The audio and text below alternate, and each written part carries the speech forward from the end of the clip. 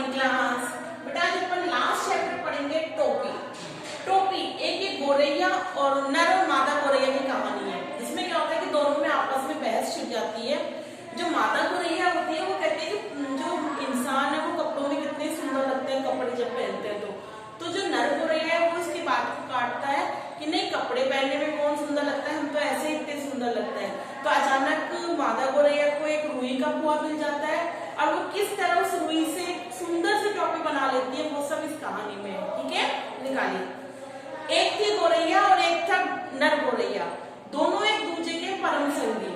जहां जाते जब जाते साथ जाते, साथ हंसते साथ रोते, एक साथ खाते एक साथ सोते। भिनसार होते, भिनसार का मतलब होता है सुबह होते। ठीक है, खोते से निकल पड़ते, दाना चुगते चुटपुट खोते, खोते में आग से खोते मतलब बिल में। ठीक है, थकान मिटाते सारे दिन के देखे सुने में हिस्सेदारी बटाते। एक शाम गवरिया बोली, गोरैया बोली, आदमी को देखते हो कैसे रंग बिरंगे कपड़े पहनते हैं, कितना फपता है, मतलब कितना सुंदर लगता है उन पर वो कपड़े।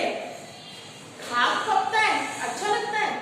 गबरा तपाक से बोला, कपड़ा पहन लेने के बाद तो आदमी बदसूरत लगने लगता है। गोरैया कह रही है कि आदमी कपड़ा पहनता तो कितना सुंदर लग रहा है, लेकिन जो गबरा है वो कहता है कि नहीं, कपड़े पहनने के बाद तो वो बदसूरत लगता है।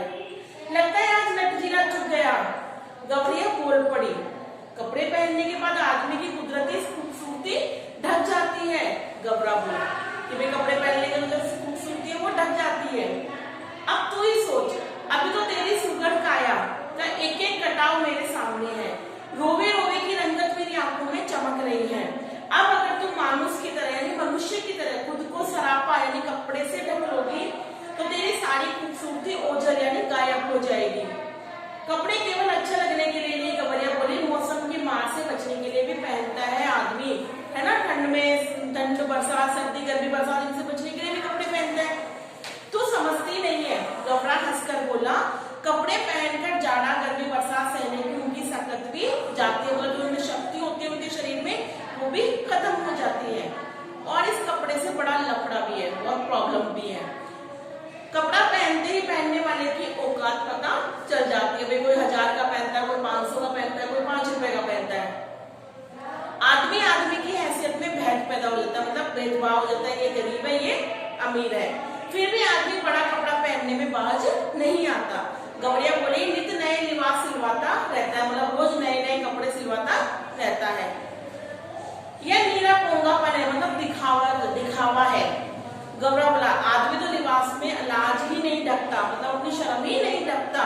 हाथ पैर जो चलने फिरने काम के वास्ते है उन्हें दस्ताने और मोजों से ढक लेता है, जिस तरह अभी आप सर्दियों में ग्लव्स पहन लेते हो, सॉक्स पहन लेते हो ना, इसलिए। सिर पर लटे हैं उन्हें भी टोपी से ढक लेता है, मतलब सिर पे बाल है उन्हें भी कैप से ढक लेता है। अपन तो नंगे ही भले। उनके सिर पर टोपी कितनी अच्छी लगती है, गवरिया बोली। अब जो गोरैया बोली कि टोपी तो बहुत सुंदर लगती है, मेरा भी मन टोपी पहनने का करता है, मेरा मन भी क्या करता है, टोपी पहनने का। टोपी तू पाएगी कहाँ से? अब वो गबरा कह रहा है कि तुझे टोपी मिलेगी कहाँ से? गबरा बोला, टोपी तो आदमियों के राजा पहनते हैं, जानती है टोपी के लिए कितनी टाट लग जाता है, मतलब टोपी वो बहुत बड़ी बात बता रहा है कि जो टोपी है वो तो राजा पहनता है, तू कहाँ से टोपी पहनेगी? जरा से चूक हुई कि टोपी उछलते देर नहीं लगती, मतलब इज्जत उछलते देर नहीं लगती। अपनी टोपी सलामत रहे इसी फिक्र में कितनों की टोपी पहनानी पड़ती है, मेरी मान इस चक्कर में मत रह। जो गबरा है वो गोरैया से कह रहा है कि तू टोपी ओपी के चक्कर में मत रह, मस्त रह। गबरा था तनिक समझदार, इसलिए शक की, जबकि गवरिया थी जिद्दी और धुंगी पक्की। ठान लिया सो ठान लिया, उसको ही जीवन का लक्ष्य मान लिया। उसे ठान लिया मुझे टोपी पहननी है तो पहननी है। कहाँ गया जहाँ चाह वही रहा।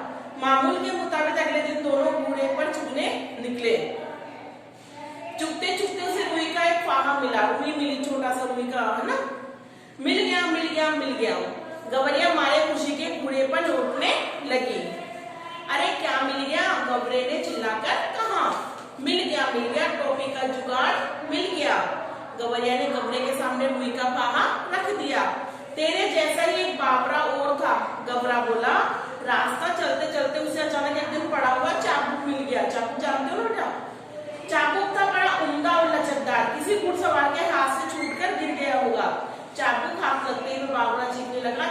तो मिल गया, बाकी बचा घोड़ा लगाम जीन। अगर 3 तो रास्ते में पड़े मिलने से रहे, बाकी बचा सब काम धंधा छोड़कर वह बावड़ा ता उमर लटकता रहा। बाकी बचा 3 घोड़ा लगाम जीन। गबरा से समझाते बोला, रुई के खोए से टोपी तक का सफर बहुत बड़ा है, तुझे अभी कुछ भी पता नहीं है क्या कि रुई वो है, उससे धागा बनेगा, फिर उसको कोई सिलेगा, फिर टोपी बनेगी, तो बहुत लंबा है। बस देखते जाओ कैसे बनती है टोपी, गोरैया ने कहा। गोरैया रुई का पोहा ले दुनिया के पास चली गई और बड़े मनवान से बोली, दुनिया भैया इस रुई को पोहे को धुन दो। जो रुई को जो धुनता है ना उसके पास गई। सबसे पहले कहाँ गई? दुनिया के पास। ठीक है, दुनिया बेचारा बूढ़ा था, जाड़े का मौसम था, जाड़े यानी सर्दी का मौसम था। उसने तन पर वर्षों पुरानी तार हो चुकी मेजेड़ पड़ी हुई थी, मतलब फटी हुई चादर पड़ी हुई थी। वह कांपते हुए बोला, तू जाती है कि नहीं? देखती नहीं अभी मुझे राजा जी की रजाई बनानी है। यह एक तो यहाँ का राजा ऐसा है जो चाम का दाम चलाता है, मतलब बिल्कुल कम पैसे देता है। ठीक है, ऊपर से तू आ गई फोकट में रुई, फोकट यानी फ्री में रुई धुनवाने। उजर नहीं करो भैया, मतलब गुस्सा मत करो भैया। गवैया बोली, मैं तुम्हें पूरी उजरत दूंगी, मतलब मैं तुम्हारी मेहनत का पूरा पैसा दूंगी। इसे धुन दो भैया, आधा तुम ले लेना, आधा मैं ले लूंगी। उसे रुई दी, उसने कहा धुन देना, आधा मेरे को दे देना और आधा आप रख लेना। दुनिया को अपनी जिंदगी में आज तक इतनी खरी मजदूरी कभी ना मिली। 16 आने में 8 आने मजदूरी, मतलब वो आधा आधा करती ना, तो उसने कहा कि आज तक कभी ऐसा हुआ नहीं। तो इसके लिए सपना थी, वह झट तैयार हो गया। धड़चो उसकी ताती बज उठी। उसने बड़े ही मन से धोई तो लो इसे। उसने आधा सुनिया ने ले लिया और आधा गवैया को। तो सबसे पहले कहाँ गई वो? दुनिया के पास। अपनी रुई को धुनाया, आधा दुनिया को दिया और आधा गोरैया को। उसने उत्साहित होकर कोरी के यहाँ गए और कह रहे, कोरी भैया इस धुनी रुई में सूत काट दो। अब धुनी रुई तो धुन गई, अब उसका सूत यानी कि धागा बनाना है। तो कहाँ गई वो? कोरी के पास कि इस धुनी हुई रुई का सूत बना दो। कोरी की कमर झुकी हुई थी, उसने बदन पर दज्जी हो चुका है, गुस्सा डाल रखा था, वही फटा हुआ सा कंबल सा।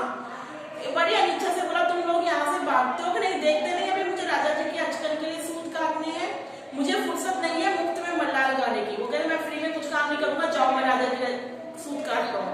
भैया इस मुल्क में सब काम राजा जी के लिए होता है क्या? भाई दुनिया के पास नहीं, वो भी राजा का काम कर रहा था, कोरी के पास है, वो भी राजा का काम कर रहा था। गोरैया चल से बोली, तो किस मुल्क से आई है? कोरी ने उसे आंख पर देखा, जानती नहीं यहाँ का चलन खट मरे बरगा बैठा खाए तुरंत। यहाँ सब काम राजा जी के नाम पर ही होता है, राजा जी के लिए ही होता है। राजा जी के लघुए भगवे भी तो बहुत है, इसी में उनका भी काम हो जाता है। मतलब सिपाही आए, राजा जी का नाम ले और अपना काम करवा गया। मतलब जो भी कोई काम होता है सब राजा जी के नाम पे ही होता है। मुकरो मत भैया, हम तुम्हें माकूल मुआवजा देंगे, मतलब हम पूरी तुम्हारी जो भी मेहनत है वो देंगे। गोरैया बोल पड़ी, इसे काट दो, आधा तुम ले लो और आधा मैं ले लूं। दुनिया से भी इसने आधा दिया था और अब कोरी से भी यही बोला। कोरी भी तैयार हो गया, बाजी मजदूरी पे काम नहीं करना मुक्त होता है। तन करके उसने तकली चरखी तैयार करने लगी, काफी महीन और लचदार सूत काट दिया। कदम पर मिलते कामगार के सहयोग से गवैया को आगे बढ़ने पर उत्साह दिया। उसके कहने पर वो एक बुनकर के पास गई। देखो जी, पहले कहाँ गई थी? दुनिया के पास रुई को धुनाया, फिर कोरी के पास सूत बनवाया, अब कहाँ चली गई? बुनकर के पास। बुनकर भैया इस कते सूत से कपड़ा सूत दो। अब वो क्या बनवाने गई है? कपड़ा। बुनकर ने आंख बग होकर देखने लगा, हटते हो कि नहीं यहाँ से? देखते नहीं अभी मुझे राजा जी का बागा बुनना है, पहनने का चोला। अभी थोड़ी देर बाद ही राजा जी के कारिंदे यानी कि उनके सिपाही हाजिर हो जाएंगे।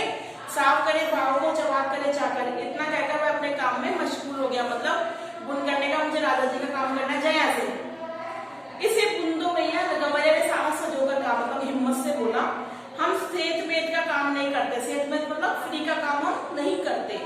इसे बुन दो, आधा तुम ले लेना और आधा हमें दे देना। बुनकर ने देखा सौदा तो बुरा नहीं है, वह तैयार हो गया, सूत अपनी ओर खींचकर ताना पसार दिया और करघा चलने लगा। ढलकी बुनने लगी। थोड़ी देर में काफी दबीज कपड़ा बुन दिया गया, आधा उसने ले लिया और आधा देखो बच्चों, रुई से क्या बन गया? कपड़ा। दुनिया से धुनवाया, कोरी से सूत बनवाया और बुनकर से कपड़ा। और लेकिन काय से? दिमाग से, कि पैसा भी नहीं देना पड़ा, आधा आधा करके सारे काम हो गए।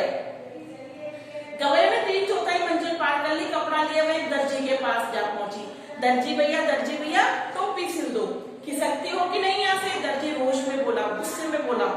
देखते नहीं राजा जी की 7वीं रानी की 9 बेटियों के बाद 10वां बेटा पैदा हुआ है। अब दशरथन के लिए मुझे ढेरों जब्बे सिलने, जब्बे होते हैं ना।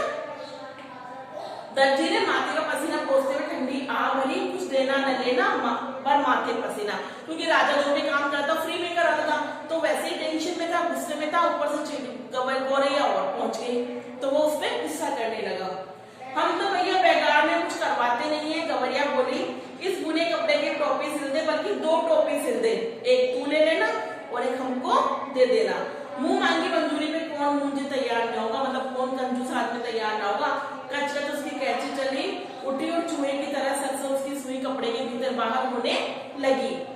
बड़े मनयोग से उसने 2 टोपियां सिल दी। खुश होकर दर्जी ने अपनी ओर से एक टोपी पर 5 खुदने भी जड़ दिए। खुदे होते हैं ना, वो खुदने वाली टोपी पहनकर गवैया जैसे आप में नरेटे टांगों पर लगी नाचने, खुदक खुदक लगी गबरा को दिखाने।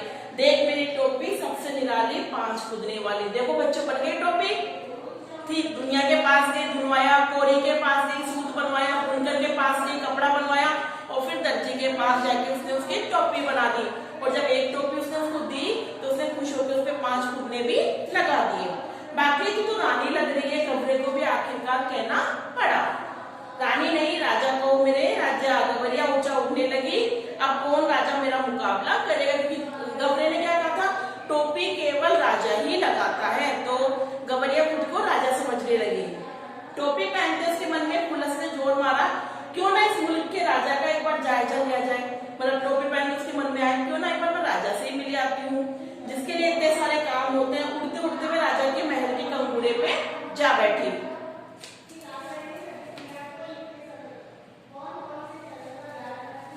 उसी वक्त राजा अपने चौबारे पर टहलुओं से खुली धूप में फुलेल की मालिश करवा रहा था। मतलब अपने जो सिपाही थे उनसे अपने तेल की मालिश करवा रहा था। राजा उस वक्त नंगा बदन और नंगे सिर पर था।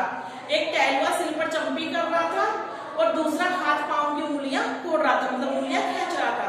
तो तीसरा पीठ पर मुक्की मार रहा था। चौथा पिंडलियों पर बूटी काट रहा था। मतलब मजे से ऐसे वो मालिश करवा रहा था 4-5 लोगों से। गवैया कंगूरे पे चिल्लाई, मेरे सिर पर टोपी, राजा के सिर पर टोपी नहीं, राजा के सिर पर टोपी नहीं, क्योंकि राजा तो बिना टोपी के लेटा हुआ था। तो चिल्लाई कि मेरे सिर पर टोपी, राजा के सिर पे टोपी नहीं। मालिश करवाते राजा की नजर गवैया से टकरा गई। गवैया के सिर पर कूदने वाली टोपी देखकर उसकी अकल चकरा गई। वह लगातार रटे जा रहे थे, मेरे सिर पर टोपी, राजा के सिर पर टोपी नहीं। अरे कोई मेरी टोपी लाओ जरा जल्दी। राजा दोनों हाथों से अपना सिर ढकते हुए चिल्लाया। टोपी आ गई, राजा ने झट पहन ली। देख रही खुद गुंदी, मतलब उसको बोला, मेरी टोपी में 5 कुंदे। गवैया दूसरा ही राग लापना शुरू कर दिया। राजा की टोपी में एक भी नहीं, मेरी टोपी में 5 कुंदे, राजा की टोपी में एक भी नहीं। राजा को बेहद बेहटी महसूस हुई। इस मुल्क में महाबली राजा के सामने एक चिड़िया की है मजाल। पूरी तरह बिगड़ गए। गर्दन मसल लो, पंख नोच लो, सिपाहियों देर न करो, गुस्सा आ गया उसे, अपने सिपाही इसका पकड़ लो, इस चिड़िया को, गवैया को, और इसको पंख इसके तोड़ दो। क्षमा करे महाराज, मतलब क्षमा करे। मंत्री ने हाथ जोड़ दिया। मच्छर मारकर हाथ क्यों गंदा करना, अपने आप चली जाएगी। उन्होंने कहा, इसको मार के क्यों हाथ करना, अपने आप चली जाएगी। तब राजा सिपाही से बोला, ये ऐसे नहीं मानेगी, इसकी टोपी छीन ले आओ, मैं इसे पैरों में ठोकर मारूंगा। उसने क्या कहा कि जो इसकी टोपी है उसके छीन के ले आओ। एक सिपाही ने गुलेल मारकर गवैया की टोपी नीचे गिरा दी, तो दूसरे सिपाही ने झट टोपी लपक ली और राजा के सामने पेश कर दिया। टोपी को पैरों में नजर नहीं जा रहा था, किसी खूबसूरती देखकर दंग रह गया। कारीगर के इस नायाब नमूने को देखकर वह जड़ गया। मेरे राज में मेरे सिवा इतनी खूबसूरत टोपी दूसरे के पास कैसे पहुंची। सोचते हुए राजा उसे उलट पलट कर देखने लगा। तो टोपी बहुत सुंदर थी, तो उसने कहा, मैं राजा हूँ, मेरे लिए इतनी सुंदर टोपी नहीं है, इसके लिए कैसे बन गई। इतनी नगीना टोपी इस मुल्क में बनाई किसने। राजा के मन में ख्याल आया, अब तो नर्मद कारीगर की खोज लगी, राजा चाहे पता न चले। गिरते पड़ते दर्जी हाथी हुआ, दुहाई अंदाता, इतनी बढ़िया टोपी तुमने कभी हमारे लिए क्यों नहीं बनाई। मेघों के गड़गड़ाहट के मानिंद राजा की आवाज निकली, दुहाई अंदाता, हमें दुहाई नहीं बजे बताओ। कपड़ा बहुत उम्दा था, मतलब कपड़ा बहुत अच्छा था सरकार, एकदम गफश और दबीज। ऐसा उम्दा कपड़ा किसने बुना। नाक के मानिंद राजा खूब मारने लगा और गिरते पड़ते बुनकर आगे। पहले दर्जी आया, दर्जी ने कहा कपड़ा बहुत अच्छा था, इसलिए इसकी टोपी बहुत अच्छी बनी। तो अब किसको बनाया, बुनकर को। माफी नहीं बचे बताओ। सूत बड़ा उमदा था, मतलब जो सूत था वो बहुत अच्छा था सरकार, एक महीन लच्छेदार। इतना महीन सूत किसने कहा था? शेर की मालूम राजा ने दहाड़ मारी, गिरते पड़ते कोड़ी हाजिर हुआ। जान बख्शो महाराज, जान नहीं बचे बताओ। हुई बड़ी बेहतरीन थी, मतलब हुई बहुत अच्छी थी सरकार, एकदम बादलों की तरह धुनी हुई। इतनी बेहतरीन हुई, किसने धुनी? बिजली की तरह राजा की आवाज कड़की, हाँपते छाती पीटते दुनिया भी हाजिर हुआ। क्षमा आनंद आता है, मुझे माफ करो। क्षमा नहीं बचे बताओ। राजा गुस्से में कांप रहा था। तुम चारों ने मिलकर इस गवरिया का काम किया, इसके लिए आज तक ऐसा काम, हमारे लिए आज तक ऐसा काम क्यों नहीं किया? आपके लिए किया है सरकार। दुनिया ने जमीन पर लेटकर कहा आगे भी आपके लिए ही करेंगे। हमारे लिए अब तक जो काम हुआ उसमें इतनी नफासत क्यों नहीं, मतलब इतनी सुंदरता क्यों नहीं है? अबे दाम दे तो बोलू सरकार।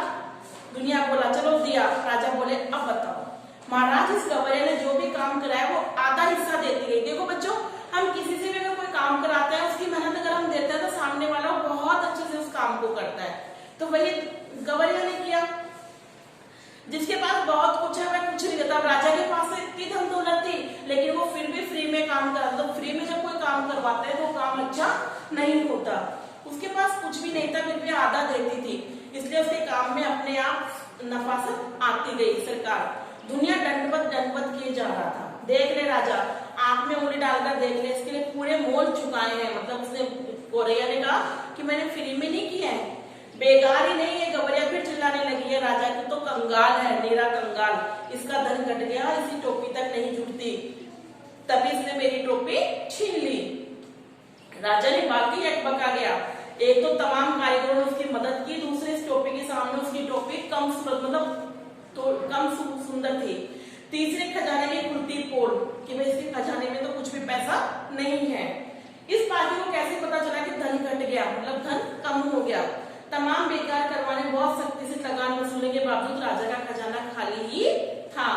इतने ऐशो आराम, इतनी लश्करी और इतने लबादों का बोझ खजाना संभालेंगी तो कैसे? तमाम लोग निकल आए या अनोखा तमाशा देखने। मंत्री ने ओले से कहा, यह मुंह फट है महाराज, बेपर्दा करके दम लेगी। किसके लिए कहा? ये गौरैया के लिए। राजा तो खुद घबरा रहा था, झट से बोल पड़ा, इसकी टोपी वापस कर दो। किसकी? गौरैया की। सिपाहियों ने कहना माना, टोपी वापस कंगूरे की और हवा में उछाल दी। गवैया ने फिर टोपी पहन ली और उड़कर कहने लगी, यह राजा तो डरपोक है, नीरा डरपोक, मुझसे डर गया तभी तो उसने मेरी टोपी लौटा दी। कौन इस मुंहपट के मुंह लगे? क्यों मंत्री जी? कहकर राजा ने अपनी टोपी कसकर पकड़ ली। तो देखो बच्चों, कैसी लगी आपको कहानी? अच्छी थी ना? तो इस कहानी से क्या शिक्षा मिलती है कि हमें अपना कोई भी काम किसी से फ्री में नहीं कराना चाहिए। अगर हम उसकी पूरी मजदूरी देते हैं तो वो काम बहुत ही अच्छे से होता है। आज क्या करना है? चैप्टर पढ़ना है और ये इसके शब्दार्थ आपको करने हैं। ठीक है, ये सारे शब्दार्थ आपको करने हैं और चैप्टर पढ़ना है।